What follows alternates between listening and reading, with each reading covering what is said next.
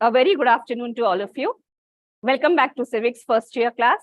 Yesterday we have started with citizenship and I have explained you how naturalized citizenship is acquired. Today we will discuss another important question, that is how citizenship is lost. In your previous paper, it was asked as how a citizen loses his citizenship. The question can be changed like this, like you can say like how citizenship is lost or how a citizen loses his citizenship. Okay, so today we will discuss how citizenship is lost.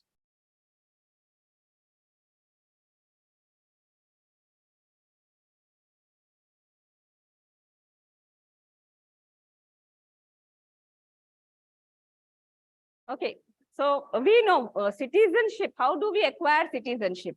Yesterday we have discussed we can acquire citizenship by application, by having a fixed asset, that is property, or by marriage.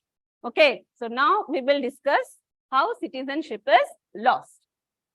Okay, the first one is renunciation. So what do you mean by renunciation? Renunciation means giving away your citizenship. Renunciation means giving away your citizenship.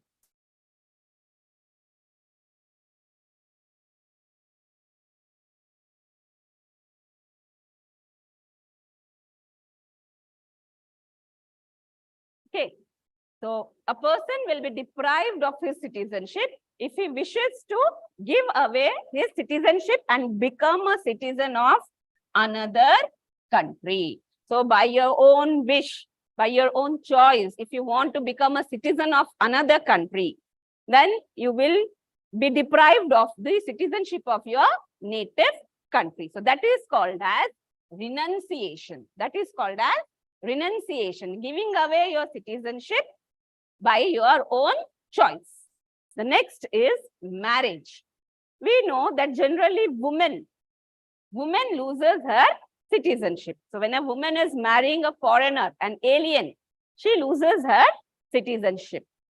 Then you also lose your citizenship when you accept a foreign service. So especially when you are working for the government of a foreign country, okay, you lose your citizenship. Then prolonged absence. Okay, you went to a foreign country and you did not return to your own country for a long time. Okay, then you lose your citizenship. You will lose the citizenship of your native country for prolonged absence. Okay, so every state has got some fixed period. If you are absent from your country for a long period, then you will lose your citizenship. So what are the methods like how you lose your citizenship? First is renunciation, marriage, accepting foreign service, and prolonged absence. The next is treason or crime.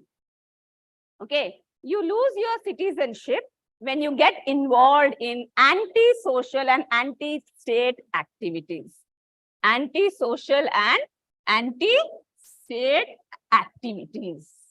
That means you are doing something against your own country. You are betraying your country.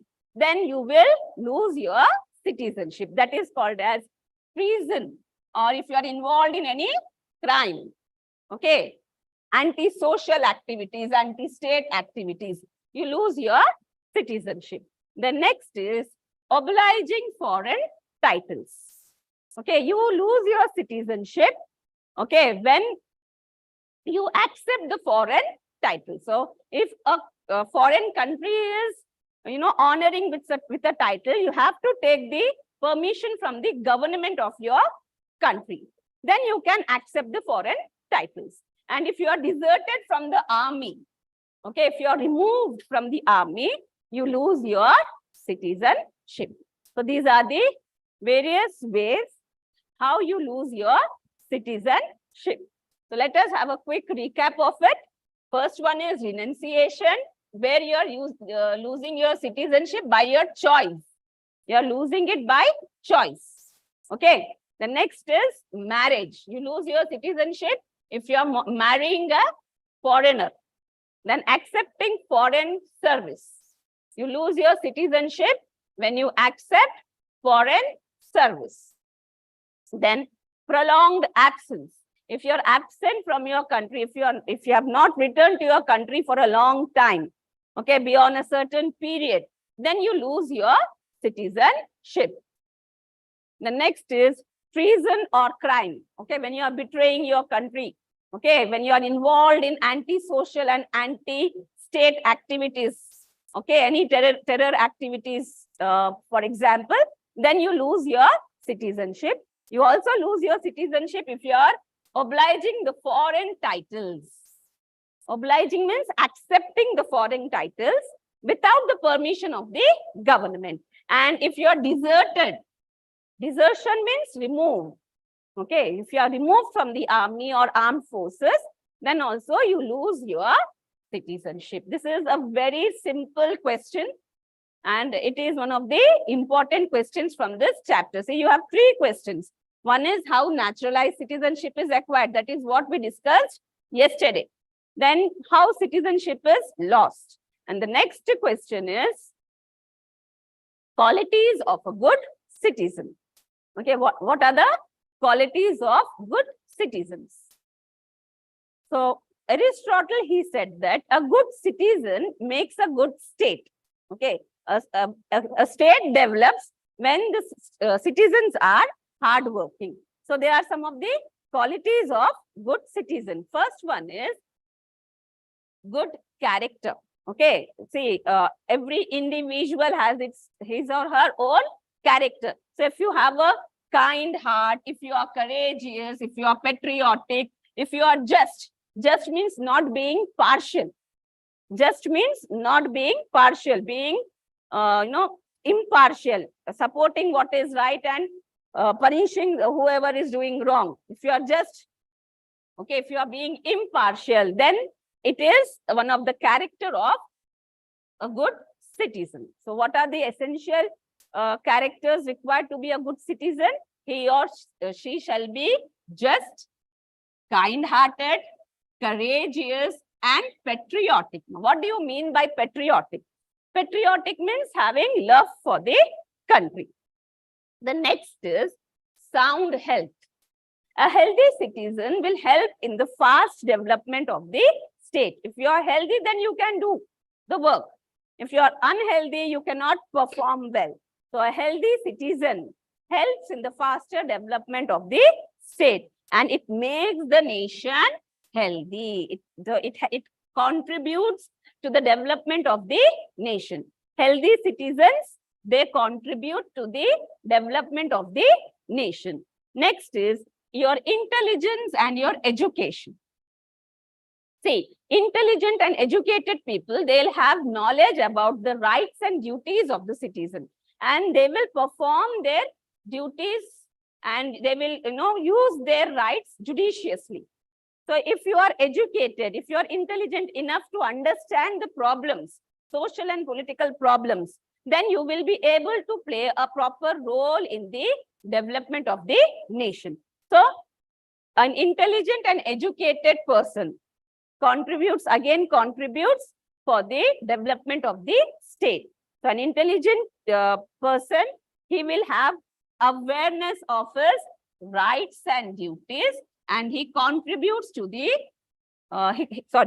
contributes to the development of the nation by understanding the socio-economic political problems.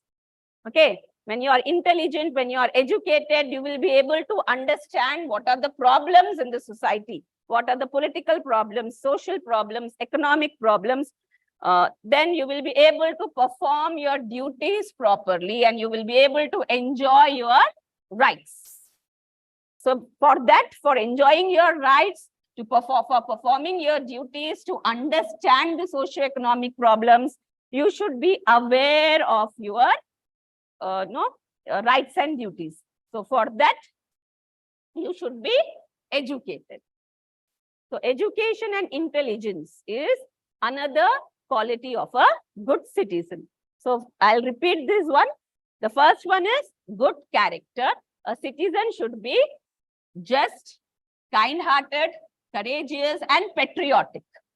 Okay, if you are writing this answer like this, the characters of a good citizen are: he or she shall be just, kind-hearted, courageous, and patriotic. That shows the character of a citizen. That shows the character of a citizen. Then a citizen should have sound health. Sound health means he should be healthy, because a healthy citizen, he contributes to the development of the state.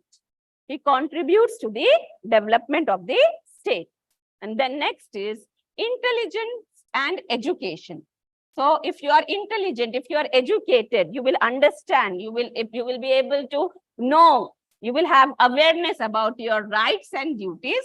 And while performing your duties, you will be able to solve socio-political problems. And this helps us to play a proper role in the development of our nation. I hope I'm clear till here. Let us move to the next one. Self-control. Now, this is another important feature of a good citizen.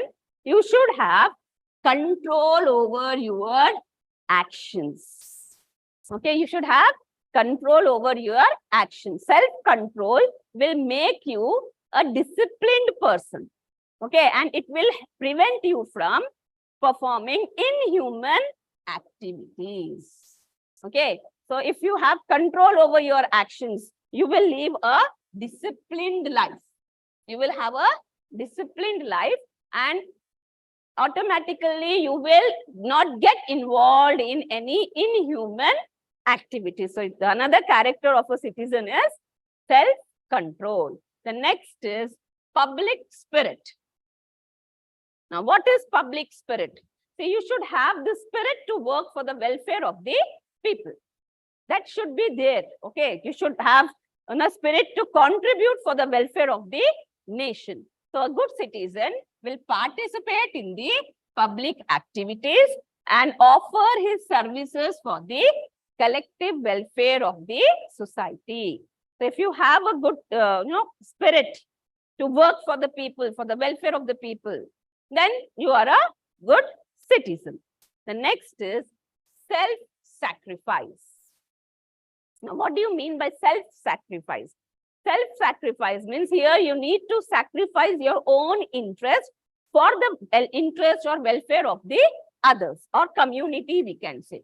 A good citizen will sacrifice his own interest for the welfare of others. So that is another quality of a good citizen. And the next one is honest exercise of franchise. So what is this franchise? It is your right to vote. Okay, franchise is your right to vote. Now, a good citizen will exercise his right to vote properly without giving preference to religion, caste, money, or any other things offered by the candidates. Okay, if you are using your vote honestly, you're not getting influenced by any political leader. If you are using your vote in a judicious manner, then you will be a good citizen. So, honest exercise of franchise is another quality of a good citizen. I'll repeat. Okay, we'll have just a quick recap of this answer. Okay, so what are the qualities of a good citizen? The first one is good character. The second one is sound health. Good character means you should have characters, features like you should be just enough to do justice to the others. Then you should be kind-hearted. Okay, you should be kind-hearted. Then courageous, patriotic. Okay, then sound health. A healthy citizen contributes to the development of the state.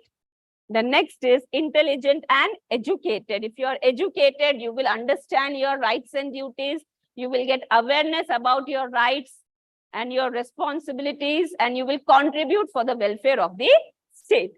The next is self-control. Okay, if you have control over your emotions, okay, then it will lead to a disciplined life. You can have a disciplined life, which again contributes to the welfare of the state. Because when we are disciplined, when we have control over our emotions, we don't get involved in inhuman activities. Inhuman activities. The next is public spirit. Now, what do you mean by public spirit? You should have the spirit to work for the welfare of the others. You should have the spirit to serve others. Okay, work for the betterment of others, help others. The next is self-sacrifice. See, if you have public spirit, then you will have this quality of self-sacrifice. You will sacrifice your interest for the interest of the others. And the next is honest exercise of your franchise, that is right to vote. You should not vote under the influence of getting influenced by political leaders and all.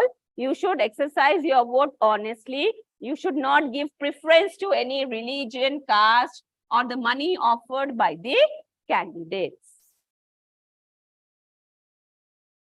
I hope I'm clear with this 3 SAQs.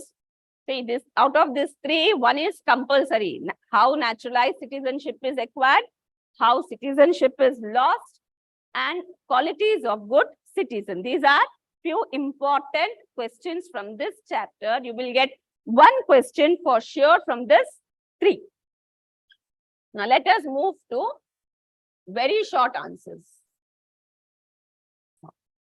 Here the first question is define citizenship. So what do you mean by citizenship? Okay, it is the membership of a person in a state. What is citizenship? It is the membership in the state. So the person who possess citizenship, they are called as citizens. So I am a member of India. So I am a citizen of India. I am an Indian.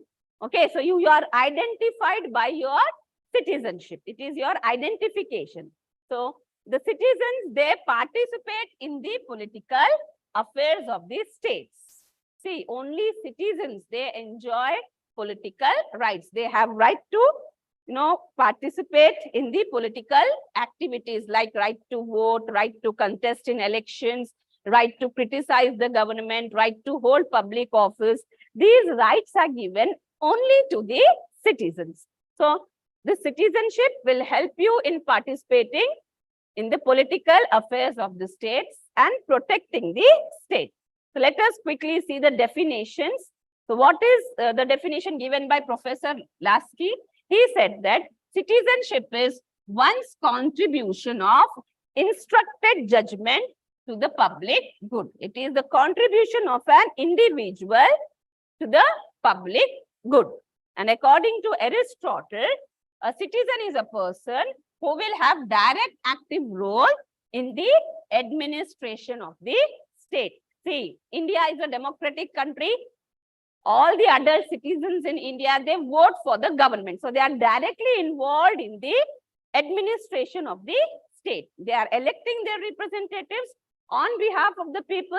These representatives are making laws and governing the people. So citizens,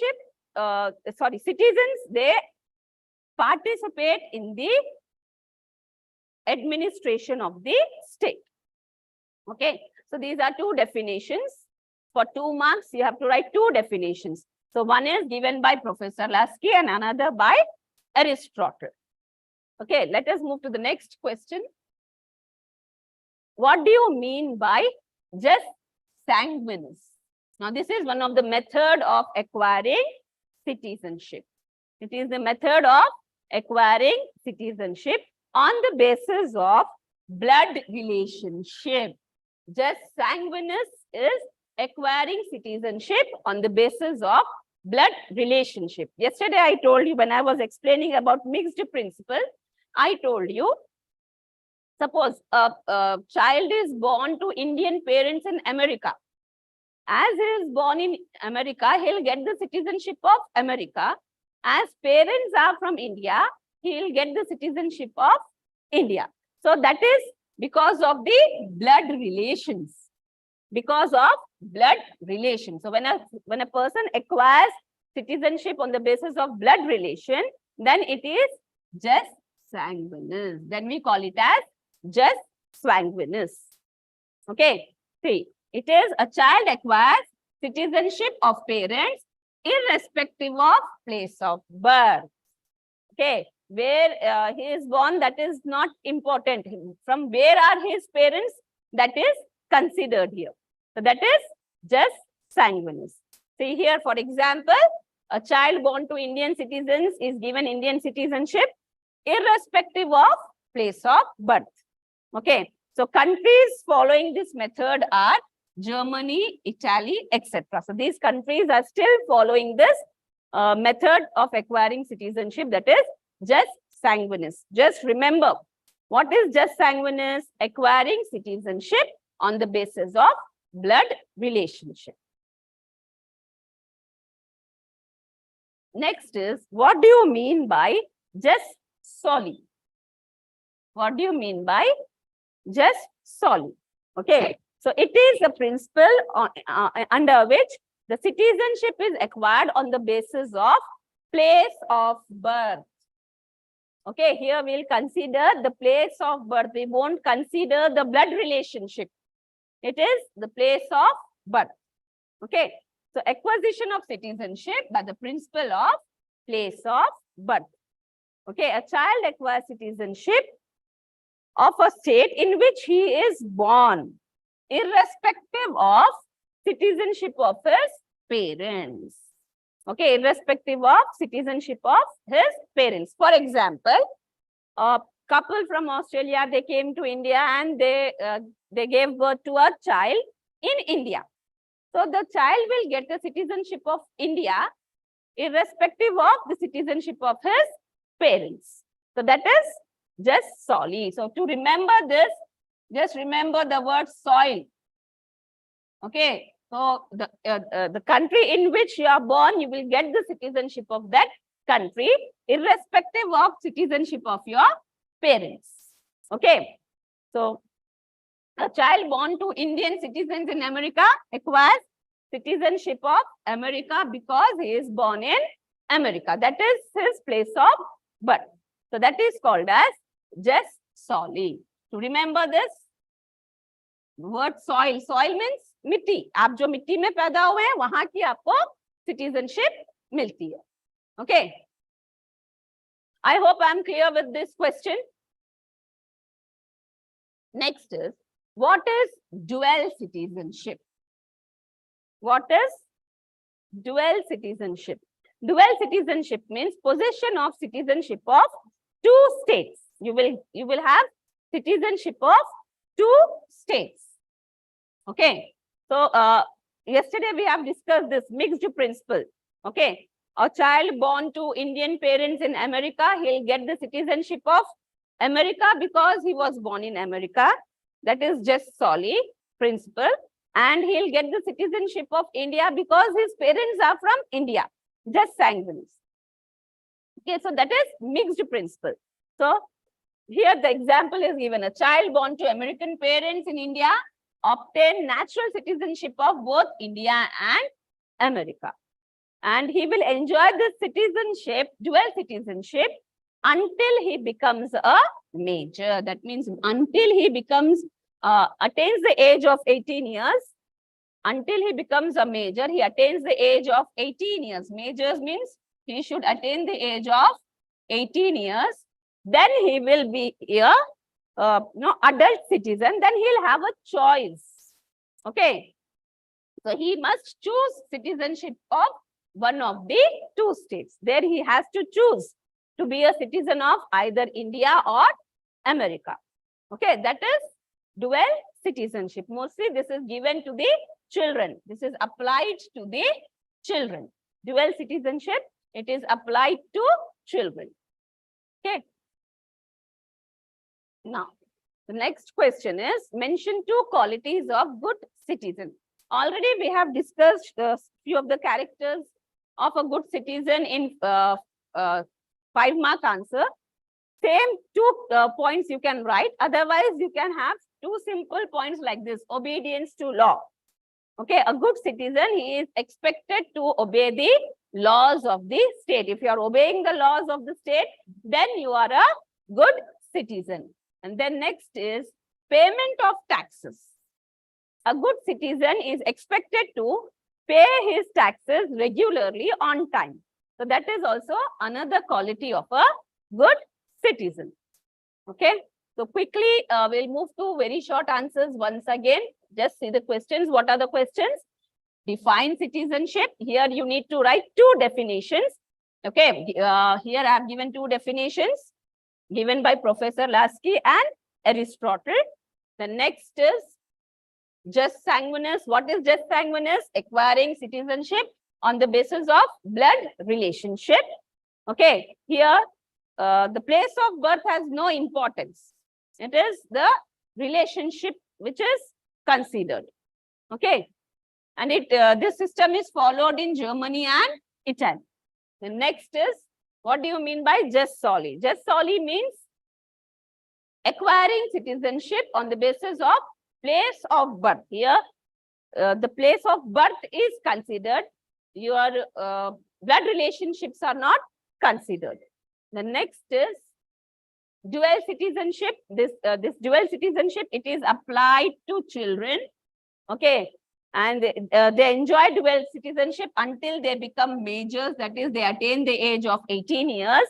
And once they attain the age of 18 years, they have to choose the citizenship of one of the two states.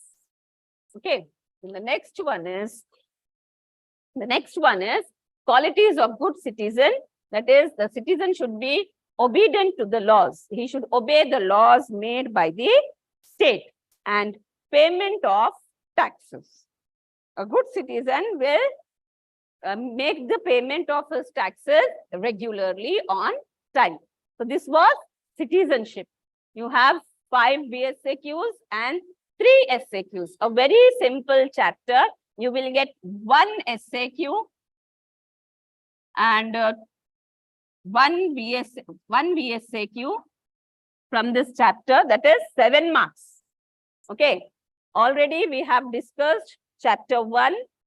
From that, we will get 1 LAQ, 1 SAQ, and 2 VSAQs. So that will come to 19 marks. Again, 7th chapter, you will get 7 marks. We have also discussed your 2nd chapter. The weightage for that is again 17 marks. So based on the weightage, if you are learning, you need not learn complete syllabus. Learn the chapters which are easy for you. You can easily pass your exams.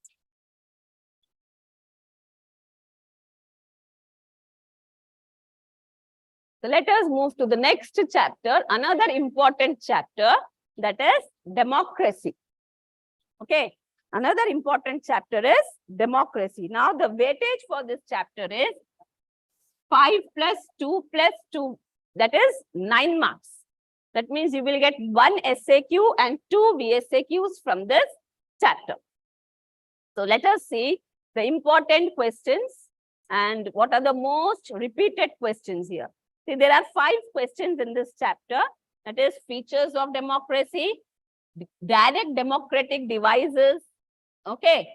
Then merits of democracy, demerits of democracy, and conditions necessary for the success of democracy. So out of these 5, you can expect any one, but the most important one is conditions necessary for the success of democracy and features of democracy. Now, these direct democratic devices can be asked for 2 marks also. So if you are learning these questions, you will be able to write 1 SAQ. Now, let us see the VSAQs. Definition of democracy, indirect democracy. What is indirect democracy? What is direct democracy? What is recall? This is the most repeated question. What is recall and what is public opinion? So out of these 5 questions, you can expect 2 questions. So quickly we'll move to this. So let us see the features of democracy. So what is the question here? define democracy. The first part of the question is define democracy. So here you need to write the definition of democracy. Before that, you need to give a small introduction about democracy. So what is democracy? Democracy, it is a form of government. Okay, it is a form of government, and the word democracy, it is derived from two Greek words, demos and kratos. Demos and kratos. So here the word demos means people. The word demos means people and kratos means power. So what is democracy? In democracy, the power is, the ultimate power is with the people. Okay, in democratic countries, the power is in the hands of people. I hope this definition is clear, introduction is clear to you. The word democracy, it is derived from two Greek words, demos and kratos. Demos means people and kratos means power. So democracy means the power is with the people. The power is with the people. Now let us see the definition, the most famous definition given by Abraham Lincoln. Okay, this is, I think you have studied in your schools also. So what is the definition given by Abraham Lincoln? He says, democracy is a government. What is democracy? It is a government of the people, by the people, and it is for the people. So here, the government is of the people, and the government is made by the people, and it is made for themselves. So democracy, it is a government of the people, by the people, and for the people. This is the most simple and easy definition. You can remember it. The definition given, by, at least one definition you should write. So I repeat, the definition given by Abraham Lincoln, he says that democracy is a government of the people, by the people, and for the people. Now, second definition given by J.R. Seeley. Okay, definition given by J.R. Seeley. Now, what does he say? He says that democracy is a government. We all know it is a type of government in which everyone has a share. Everyone is a part of government. Everyone has a share means each one of us are part of government. So what is the definition given by J.R. Seeley? Democracy is a government in which everyone has a share. Each one of us are part of government. Each one of us are part of government. That is the definition given by J.R. Seeley. Okay, we'll repeat these definitions once more. According to Abraham Lincoln, democracy is a government of the people, by the people, and for the people. And according to J.R. Seeley, democracy is a government in which everyone has a share. Okay, so this is the introduction and definition of democracy. So let us move to the next part of the question, that is features of democracy. What are the features of democracy? Okay. Now, features of democracy. The first feature of democracy is liberty. Now, what do you mean by liberty? Liberty means freedom. Liberty means freedom. So, in democracy, in democratic countries, people, they enjoy maximum liberty, maximum freedom. Okay, it is only in democratic countries people enjoy freedom. They enjoy different types of liberty. They enjoy the freedom to elect their government. Okay, so there is liberty. Okay, in democracy, there is liberty. So the first feature of democracy is liberty. Then the next is equality. Okay, in democratic countries, people are treated equally and equal opportunities are provided to all. So you know that to enjoy your right to vote, you should attain the age of 18 years. Okay, so in democratic countries, people will elect their representatives. So once a person attains the age of 18 years, he has right to elect his representative. So he is getting the opportunity, equal opportunity. There is no discrimination done. Okay, in democratic countries, there is no discrimination. All are treated equally and everybody, they enjoy the same opportunities. The next is independent judiciary. Now we know judiciary, it is one of the organ of the government. Judiciary is an organ of the government. So the judiciary, it is independent. Independent means it is free from the control of other two organs, that is executives and legislature. When we are saying that judiciary is independent, it means that executives and legislature, they don't have any control on this organ, that is judiciary. And this judiciary means your courts. Judiciary means your courts. These courts will protect your rights. If you are not allowed to use your rights, you can go to court of law. Okay. To right to constitutional remedies, you can go to court of law and court will protect your rights by issuing writs. By issuing writs, this word writs means orders. Okay, writs means orders. Court will issue orders and will protect our freedom, fundamental freedom and fundamental rights. So in democratic countries, the judiciary is free from the control of legislature and executives. So in democratic country, the judiciary is independent. Judiciary is independent. Next is government is of the people. In democratic countries, it is the people who elect their representatives. It is the people who elect their representatives, and these representatives, they make laws for the people on behalf of the people. We are electing our representatives, and our representatives, they are making laws for the for us. They are making laws for us.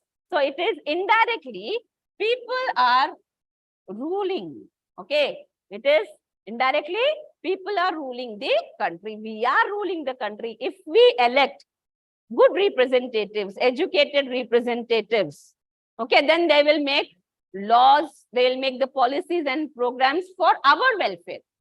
So we are indirectly participating in the lawmaking.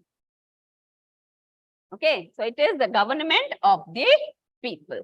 The next is, here there is majority rule. So in democratic country, we have political parties. So the party which has majority will form the government. Okay.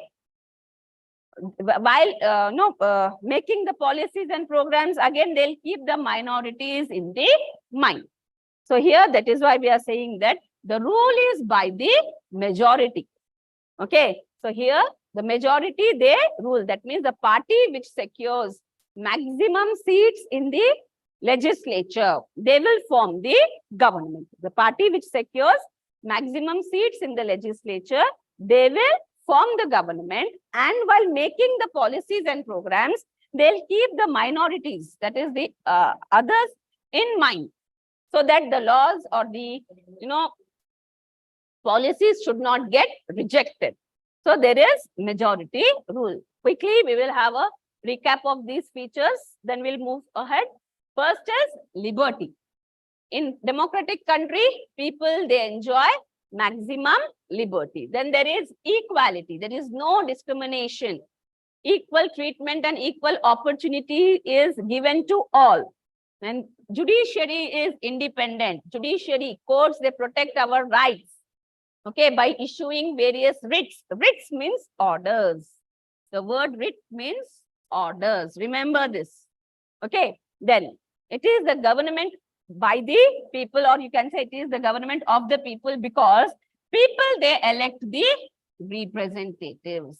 It is the people who are electing the representatives, and these representatives on behalf of the people are ruling us. So here people are directly ruling. So he said democracy, it is a rule by the people. Then there is majority rule. So the party which secures majority in the legislature, that party will form the government. Let us move to the next. Then they follow the constitutional principles. So once the party comes into power, it has to follow the principles given in the constitution. It has to work according to the constitution. They cannot make any unconstitutional law. If any law is unconstitutional, then the courts can declare those laws as invalid or unconstitutional or ultra vires. So the government will work according to the constitution. What is constitution? It is the book of laws. It guides the government. Okay, it consists of all the powers and functions of the government at different levels, along with the rights and duties of the citizens. It is the constitution, it is the basis for all the countries. Every country will have a constitution, and government has to work according to the constitution. We will be learning a complete chapter on constitution. Then it is against revolutions. See here, the people are electing the representatives. So there is no need to revolt against the government. You can wait for the elections and you can change the government. So there is no need of revolutions to change the government. It can be changed peacefully through elections. Okay, so we can change the government through elections. We need not revolt against the government. Okay, I hope the features of democracy are clear to all of you. Okay, let us move to the next question.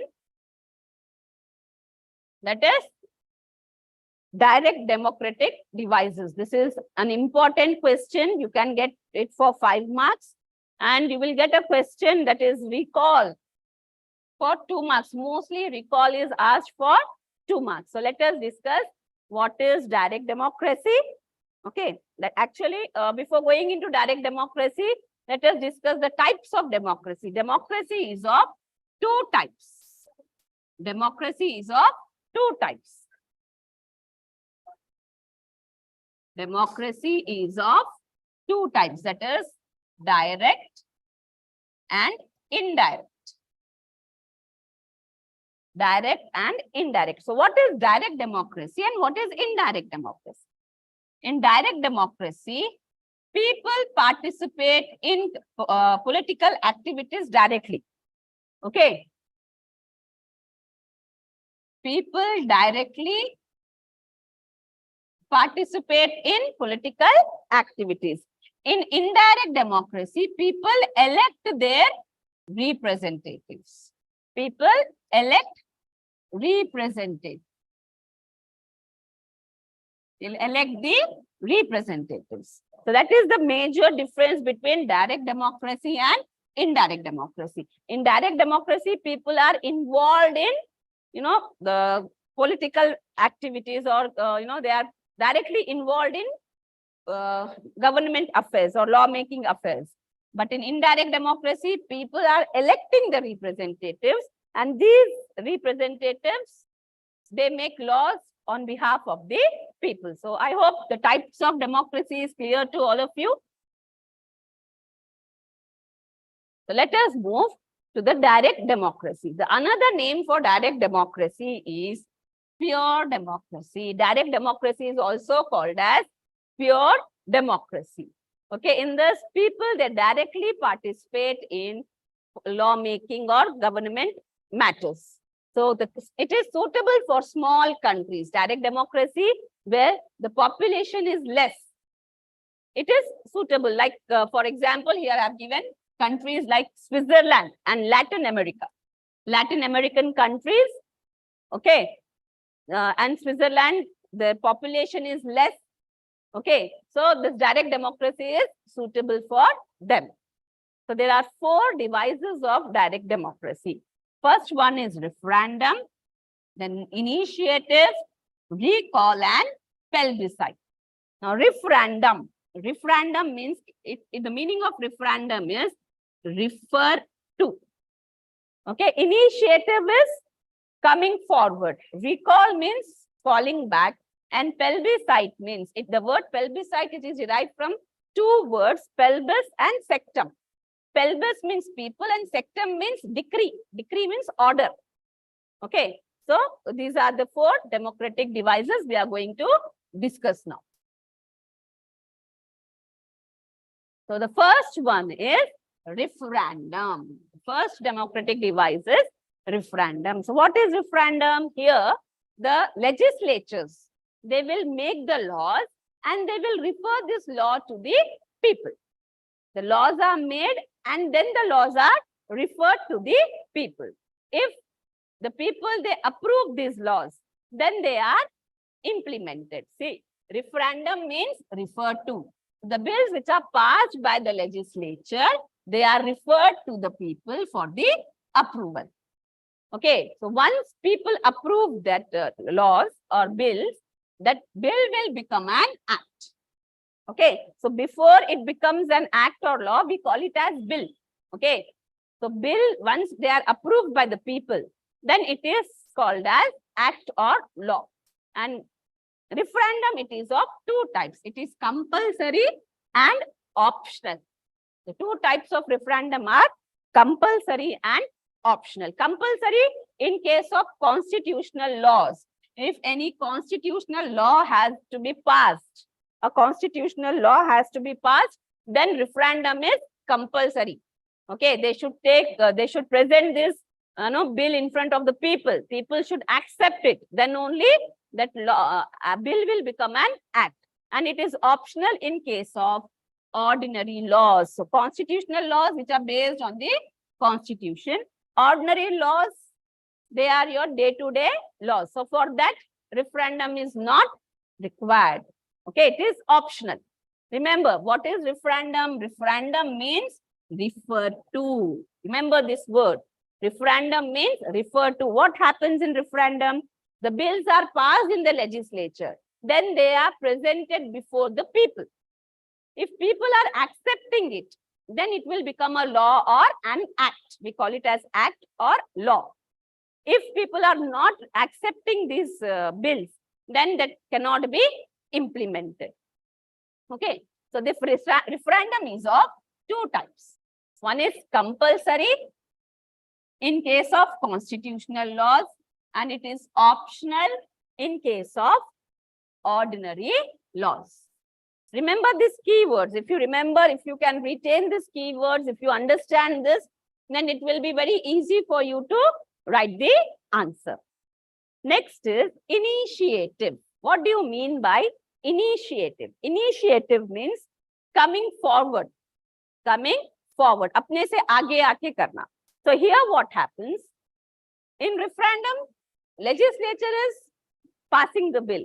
But in initiative, people want some laws to be made. People will initiate.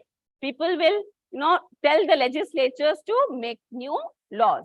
So it enables people to initiate and propose new laws. In initiative, people, they want new laws to be made. So again, this initiative is of 2 types. One is formulated and another is unformulated. With the words itself, you can understand. Formulated means the people, they will draft the laws and they'll give to the legislature to pass it in the legislature. Okay, so here it is drafted by the people. It is prepared by the people. Okay, and then they are submitted to the legislature. They are submitted to the legislature. But unformulated, what do you mean by unformulated? Here, they just demand. They want legislatures to prepare the bill and pass it in the legislature. So that is why we call it as unformulated. Just keep this in your mind. Formulated, here the people, they are preparing new laws. They are proposing new laws. and they are giving it to the legislature, and it is passed by the legislature. In unformulated, what happens? They are just demanding. They'll submit a demand without preparing the bill. Here, in formulated, the bill is prepared by the people. But unformulated, the bill is not prepared by the people. Okay, they just demand for the new laws. So we call it as unformulated initiative. Okay, so what is initiative here? The people, they want new laws to be made. They propose new laws. So it is formulated if people are preparing, drafting the laws, and legislature is just passing those laws or bills. Unformulated is here the people, they are demanding without preparing a bill. Then it is unformulated. I hope I'm clear with, referendum and initiative. Referendum, the bills are passed by the legislature. They are presented to the people. If people accept it, they will implement those laws. But here what happens, this referendum is of two types. For constitutional laws, it is compulsory. For ordinary laws, it is optional. In coming to initiative here, the people, they themselves initiate, they themselves propose new laws. Okay. And this is of two types, formulated and unformulated. Formulated here, the people, they themselves prepare the bills and they'll give that bill to the legislature to approve it. Okay. But unformulated here, they are not preparing any bill. They are just demanding. They want legislatures to make new laws. That is why we are calling it as unformulated initiative. Okay, let us move to the next. Next one is recall. Recall. The meaning of recall is call back. Okay, so usually when I say call back, students, they feel that if you get a missed call, you should call back. No, it is not like that. Call back means when an elected representative fails to perform his functions, fails to perform his obligations or duties, then he can be called back and another representative will be sent on his place. Recall means calling back the representative if he fails to perform his duties. So in simple words, we can say recall means to remove. Recall means to remove. The voters, they are allowed to call back or remove the elected representative if he fails to perform his duties. Okay, so with this, what happens? It prevents political corruption. It prevents corruption. So it is one of the devices of democracy. It is like, your teacher has assigned some work to a student. He is not doing that work. So she can ask the other student to do the same work. So she is taking that powers from the student. Okay, same thing here. So what happens if the person who is elected, the elected officer, if he is not performing his duties properly, faithfully, then he will be called back. So out of the fear of getting called back or losing the power, he will perform his duties efficiently and effectively, honestly. Okay. So here with recall, we can remove the elected representative when he fails to perform his duties. Okay. Next one is plebiscite. Now, what do you mean by plebiscite? Plebiscite, the word plebiscite, as I told you earlier, it is derived from two words. Pelbis. Pelbis, which means people. Sectum, which means decree.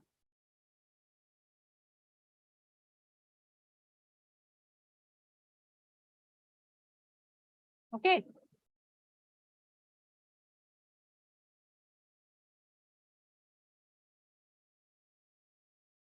Here it means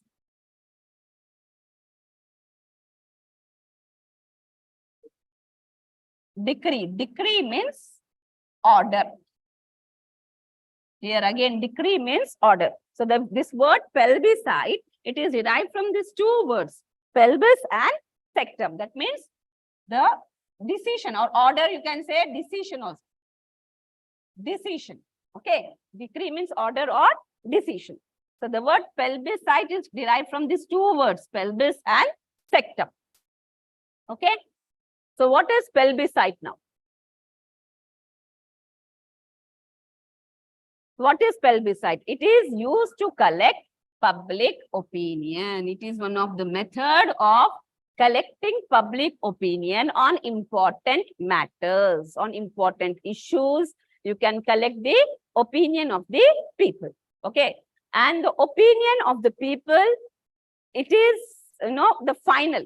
If people are against that decision, then that cannot be implemented. So the opinion of the people is collected on the matters of national importance before making the law. See what happens. What is the difference between pelbicide and referendum? In referendum, the laws are made and they are referred to the people. But in pelbicide, before making the laws, they are referred to the people. Opinion of people is taken here. Okay. So the decision of the people is final and no alterations can be made to it. Whatever decision is taken by the people, that is final. No alterations can be done to it. So that is pelbicide. So what are the four devices of direct democracy? Referendum, initiative, recall, and pelbicide. So you can get a 2-mark question. You can get a 2-mark question from this, any one of the device. Like they can ask you what is pelbicide, what is recall, or what is referendum. Okay. So I'll stop here. We'll continue in the next class. So what are the questions we have discussed today? Today we have discussed the features of democracy. We also discussed the devices of direct democracy, and we also discussed the qualities of good citizen and how citizenship is lost. So these are some of the important questions. I request all of you to learn the answers and develop the habit of writing. Unless you write, you won't retain the answers. If you just read, if you just by heart, you will forget. Once you write it, you will get the understanding of answering your paper, how much time you are taking to answer the paper. Okay, you can judge yourself there, and what are the mistakes you are committing, spelling mistakes and all. So please develop a habit of writing. So I'll conclude here.